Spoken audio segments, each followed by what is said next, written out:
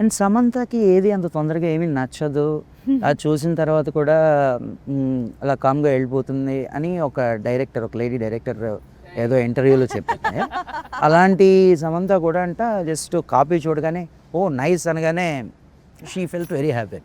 So ఎలా after copy చూసుకున్న తర్వాత ఏమనిపించింది?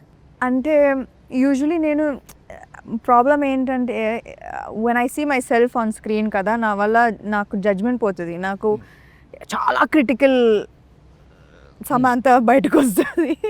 ఇది బాగాలేదు, అది బాగాలేదు, ఇది బాగాలేదు, ఇది I should have done this better, I should have done them. So it's very difficult to judge. నేను తొందరగా బాగుంది, నేనున్న సీన్లో బాగుంది అని చెప్పడం చాలా రేర్. అందుకే ప్రాబ్లం వస్తుంది. ఇట్స్ నాట్ బికాస్ వేరే వాళ్ళ సినిమా నేను ఈజీగా I'll be very happy and I'll be like oh చాలా బాగుంది, చాలా మంచి cinema.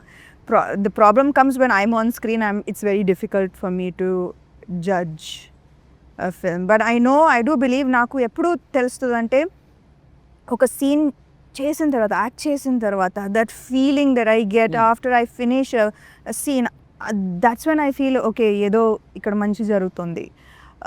That's my best barometer for success.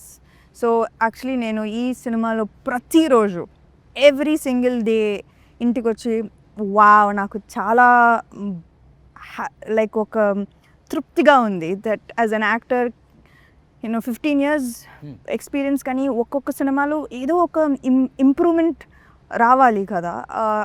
అప్పుడే జనాలు కూడా they will not be board.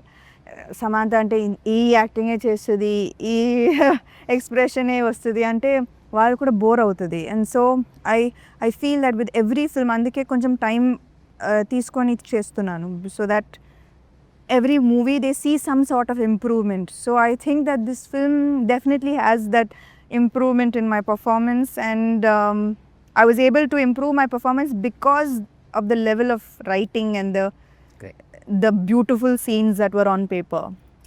So పెద్ద కాంప్లిమెంటే ఇది. అందరం చేసాం కలిసి. కానీ అందుకే మాకు కొంచెం ఎవిడెన్స్ కావాలి. ఆవిడ హ్యాపీ ఫీల్ అవుతున్నారంటే మొన్న మిక్సింగ్లో ఆవిడ ఒకటి చూసి చాలా హ్యాపీ ఫీల్ అవుతుంటే రాజుగారు షూట్ చేశారు.